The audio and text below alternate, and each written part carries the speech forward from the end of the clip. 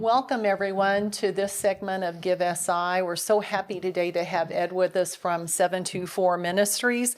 So Ed, I always start off just by thanking everyone for all the work you do in the community. You're welcome. People often know lots of good things are happening in our community and around us, but don't understand the depth of the work and the amount of time volunteers put into helping so many people. So why don't you just start off by just talking to us and telling us, what does your ministry do? Who do you serve? Okay, well, first of all, my name's Ed O'Donnell. I'm the executive director of 724 Ministries, which is a not-for-profit corporation in Illinois, registered with the with the Internal Revenue Service under 501c3, so all of your donations are tax deductible. Yes. We began in operations several years ago to create a facility to serve community meals, free community meals to people in need in Murfreesboro or anyone who comes. We have a number of folks who join us from around the area.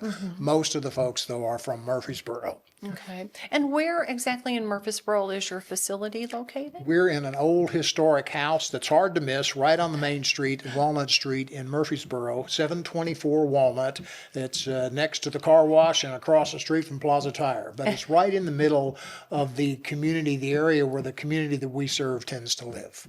You know, I love being from a rural area because we just tell people what something's by. That's right. We don't know names of streets or directions. We're just like, it's by It's something. by the church or the grocery store. Here we are, yeah. We got that. So, Ed, tell me about, like, how did this ministry get started? What was the reason behind it, and sort of who came together to make this happen?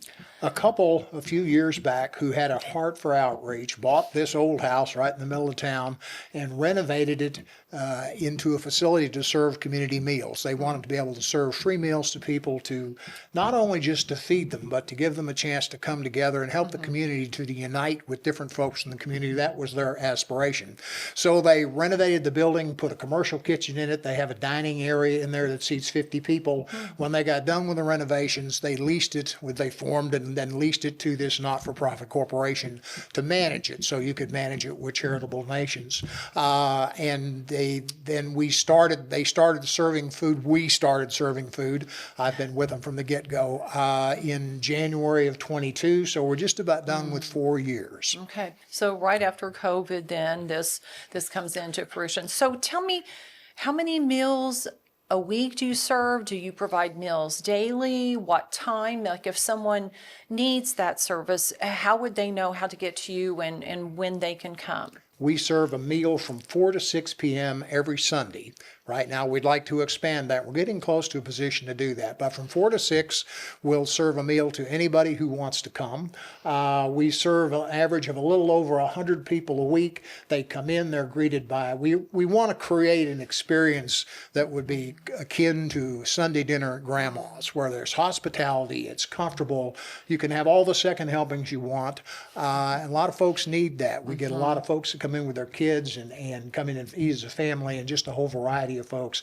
But we serve these people every Sunday. They walk in the front door, they're greeted by a host or hostess. They're seated by a maitre d' like they would at a restaurant. Nice. They sit at the table. They're served at the table by our volunteers. They eat on china with real glasses and real silverware. And you know, it's not terribly fancy, but the building is all, the couple that bought it really decorated it up nice in a Victorian style.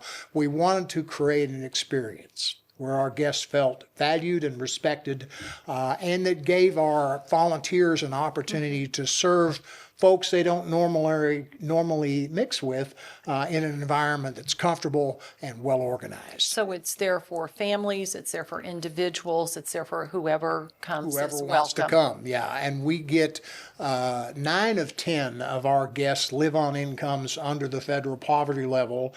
1 in 3, almost 1 in 3, are members of our minority community in Murfreesboro, and 1 in 4 are under the age of 18. So we have a number of folks that come in with their children. We have several groups of children from that neighborhood that starts with about a 12-year-old and then stair steps down. There's one group of 6 of them that come in very regularly by themselves, no parents, and that's fine. So you get a wide variety of folks.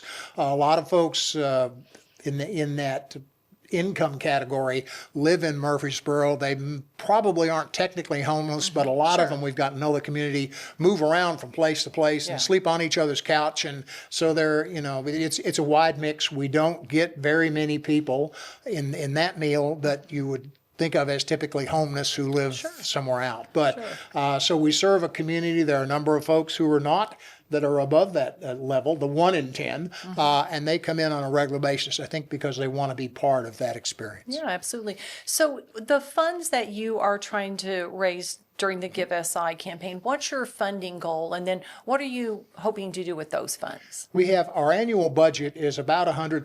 $50,000 of that, almost exactly that, goes to cover the cost of doing a meal every Sunday for 100 people with seconds. And the other half goes to covering the cost of the building and which is the cheap rent. The couple leases that building to the not-for-profit for the amount of their property taxes, and they've donated all the rest of it, but insurance, and as you can imagine, utilities, maintenance, things like that. So we're putting the funds that we raise go into the general fund to help cover that $100,000 nut every year. Okay, very good. So if someone wants to volunteer, what do you require for someone to volunteer? That they would like to give it a shot. And we have a lot of folks that come in and try it, and you could see it in their face as we orient them and think, what in the world did I get into?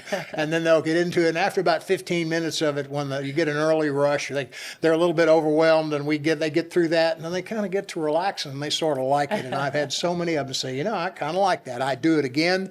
I wasn't sure I would.